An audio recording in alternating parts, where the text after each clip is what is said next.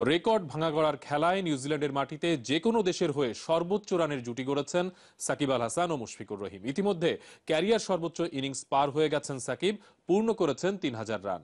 মুশফিকও ক্যারিয়ারের চতুর্থ সেঞ্চুরি পেয়ে গেছেন। সাকিব ১৯০ ও মুশফিক ১৫৭ রানে অপরাজিত রয়েছেন।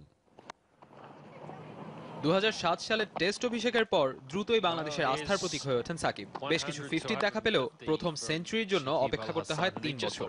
২০১০ সালে এই নিউজিল্যান্ডের বিপক্ষেই হ্যামিল্টন টেস্টে প্রথম সেঞ্চুরির দেখা পান এই অলরাউন্ডার। এরপর আরও 2 সেঞ্চুরি পেয়েছেন পাকিস্তান ও ওয়েস্ট ইন্ডিজের বিপক্ষে ঘরের মাঠে ২০১১ ও ২০১৪ সালে। মাঝখানে 2 বছর 2 মাসের বিরতি। শেষ পর্যন্ত নিউজিল্যান্ডের বিপক্ষে ক্যারিয়ারের চতুর্থ সেঞ্চুরি দেখা পেলেন বাংলাদেশের প্রাণ সাকিব আল হাসান। ১৫০ বলে 13টি বাউন্ডারি হাঁকিয়ে 3 অঙ্কের ম্যাজিক ফিগার ছোঁন Shakib. Quite rightly, he takes the applause. It's off the gloves. BJ Watling gets there. তবে ১৩৭ রানের মাথায় ওয়াটলিং এর হাতে প্রাণ পেয়ে খেলে ফেলেন সর্বোচ্চ ইনিংস। পেরিয়ে যান পাকিস্তানের বিপক্ষে মিরপুরে খেলা ১৪৪ রানের ইনিংস। সে পথে ব্যক্তিগত ৭১ রানে আরও একটি মাইলফলক স্পর্শ করেন সাকিব। টেস্টে হাবিবুল বাশার ও তামিম ইকবালের পর দেশের তৃতীয় ক্রিকেটার হিসেবে ৩,০০০ ক্লাবে নাম লিখেছেন তিনি। সেই সাথে ক্রিকেট ইতিহাসে ১৪তম ক্রিকেটার হিসেবে ১৫০ উইকেটের পাশাপাশি ৩,০০০ রানের এলিট ক্লাবে পৌঁছে যান।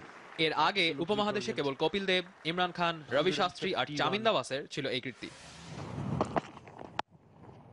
সাকিবের মতো ক্যারিয়ারের চতুর্থ সেঞ্চুরি দেখা পেয়েছেন মুশফিকুর রহিম। শতক পেতে ১৭৯ বল খেলেছেন মুশফিক, আর বল বাউন্ডারির বাইরে পাঠিয়েছেন ১৭ বার। তিনিও প্রায় ২.৫ বছর পর সেঞ্চুরি দেখা পেলেন।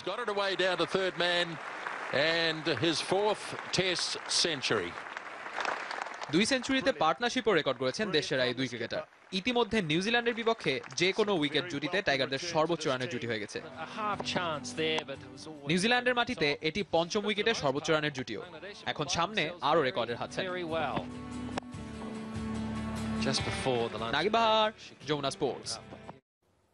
যেরকমটা জানছিলেন যে সাকিব আল হাসান 14তম ক্রিকেটার হিসেবে ৩,০০০ রান এবং ১৫০ উইকেটের যে ক্লাবটি রয়েছে সেখানে ঢুকেছেন। আমরা একটু দেখতে চাই যে তিনি আসলে সেখানে কোথায় রয়েছেন। 14 জনের মধ্যে মানে সবচেয়ে ভালো যে 6 জন সেই তালিকায় সাকিব আল হাসান ৫ম স্থানে রয়েছেন। আমরা একটু দেখতে চাই যে গ্যারি সোবার সবচেয়ে মানে সর্বকালের সেরা অলরাউন্ডার যাকে বলা হয়, তিনি ৯৩টি টেস্টে ৫৭ গড়ে ৮,০০০ রান করেছেন এবং ২৩৫টি টেস্ট উইকেট নিয়েছেন ৩৪ গড়ে।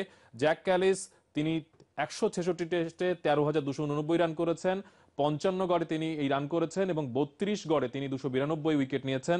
ইমরান খান তালিকা ৩ নম্বরে রয়েছেন, ৮৮ টেস্টে তিনি ৩,৮০৭ রান করেছেন, ৩৭ গড়ে এবং ২২ গড়ে তিনি ৩৬২ উইকেট নিয়েছেন। মূলত পেস বোলিং অলরাউন্ডার তিনি ছিলেন। আগের দুজন ব্যাটিং অলরাউন্ডার ছিলেন।